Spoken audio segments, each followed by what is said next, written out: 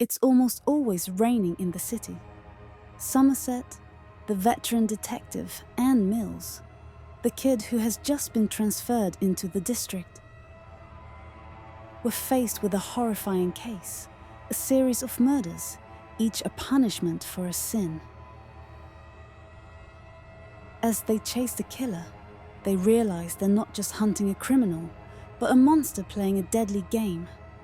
Will they stop him before he punishes everyone?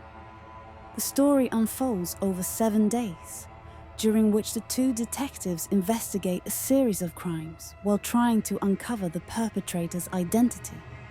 Somerset and Mills are different characters.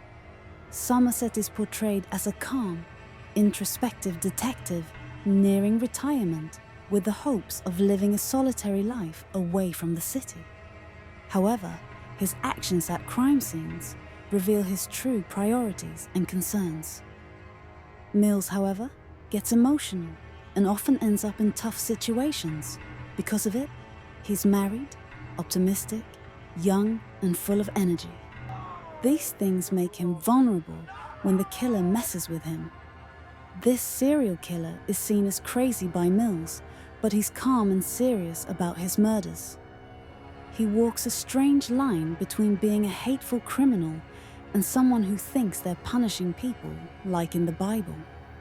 After they first meet, the two detectives get a call about an overweight man who died with his face in a bowl of spaghetti.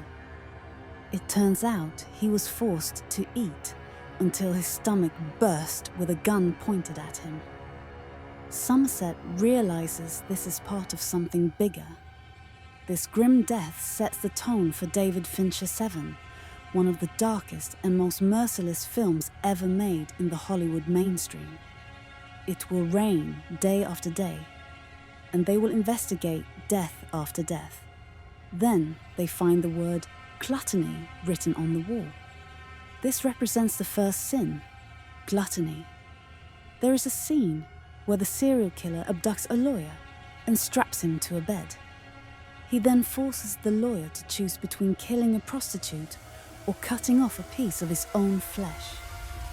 In an act of desperation, the lawyer chooses to mutilate himself as he agonizingly cuts into his own body. The word greed is spelt with his blood on the floor, symbolizing the second sin, greed. Somerset goes to the library to research more and finds fingerprints at the scene of the greed killing. Following the trail, they find a suspect, a drug dealer who has been tortured and dragged for a year and is in a state of extreme decay and emaciation, representing the third sin of sloth. The doctor treating him says he has been through unimaginable suffering and still has more to come. This suggests he might be a victim of the crimes, rather than perpetrator. It becomes glaringly that these killings aren't just random acts of violence. Instead, there is a sinister purpose behind them.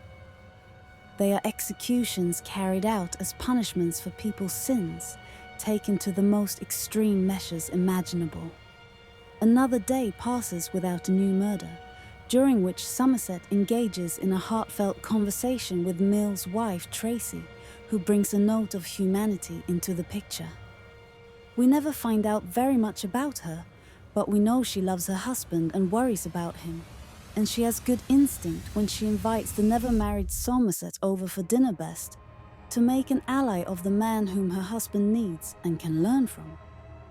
She confides in him that she's pregnant, a secret that Mills is yet to know about watching the film. We assume the Tracy character is simply a placeholder labeled protagonist's wife and denied many dimensions, but she is saving her impact until later. The fourth sin is lost. Doe forced a man at gunpoint to rape an unnamed sex worker using a bladed implement. Following that, DOE goes on to the sixth sin pride, and his next victim is Rachel Slade, a model. Doe mutilates Slade's face and then offers her the choice of calling for help and suffering with her disfigured body, or killing herself with an overdose of sleeping pills. Slade chose the latter, becoming DOE's sixth murder victim and representing the sin of pride. Surprisingly, the killer, John Doe, surrenders himself. However, their relief is short-lived, as it becomes apparent that his surrender is merely a ploy in his elaborate game. With DOE now in custody, his lawyer resorts to blackmail, offering a full confession, only in exchange for the detectives as cooperation in uncovering the locations of the final two sins. Faced with a moral dilemma, the detectives reluctantly agree, setting the stage for a nail-biting climax at a desolate location where the true extent of DOE's vicious plan will be revealed. John blames the city for its problems. He thinks that allowing bad things like serious sins to happen without consequences is making people forget what's right and wrong. It's interesting because this idea of being tolerant of an offense is similar to how Somerset feels. He's tired of it all. See all the awful things unfolding in the city. In Se7en, it's becoming difficult to ignore John's criticism and not see some truth in what he's saying about the city's moral decay. It's like a vicious cycle. The more bad things happen without punishment, the more people start to accept them as normal. Somerset shared a piece of wisdom with us. When you're in danger, it's better to shout fire than help, because most people will pay attention. It's a sad truth that even when Mills was chasing after Doe, with gunshots ringing out, the people in the neighborhood yelled at them to keep quiet instead of offering help. It seems like the city has grown accustomed to turning a blind eye to crime as long as it doesn't intrude their personal space. However, DOE, the mastermind behind the gruesome murders, has a different perspective. He rejects the modern, perhaps more liberal attitudes of tolerance, and instead sees it as his duty, almost a calling from the Bible, to expose the city and ensure that those who openly commit sins face dire consequences. To him, it's a form of divine justice, forcing sinners to pay the ultimate price for their sins, even at the expense of their lives. Interestingly, love doesn't seem to play a role in Se7en, not even in the relationship between Mills and his wife. Unlike the police in this movie, who seem to only do their job because they have to go, or for their benefit, Doe follows what he sees as a higher sense of justice. He goes after people who sin, whether they do it openly or in secret. Doe intends to elaborate his murders as a moral statement. As they finally arrive at the location of the last two scenes, Somerset and Mills discover a delivery van with a package inside. As they cautiously approach, they find a box containing the severed head of Tracy Mills's wife.